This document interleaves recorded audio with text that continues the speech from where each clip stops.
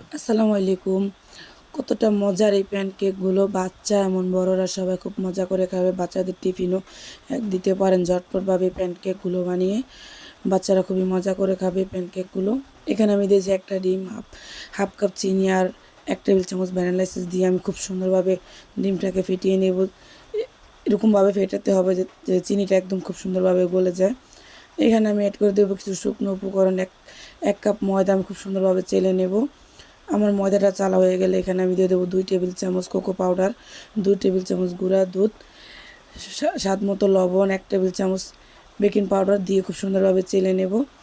এখানে আমি দিয়ে দেব 2 কাপ কুসুম গরম দুধ, 2 টেবিল রান্নার রেগুলার তেল দিয়ে খুব সুন্দরভাবে একটা হুইস্ক দিয়ে খুব সুন্দরভাবে আমি এটাকে মিশিয়ে নেব।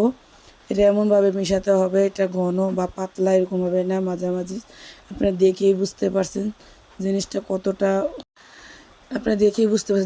কতটাই আমি একটা চামচ দিয়ে আপনাদেরকে দেখিয়ে দিচ্ছি।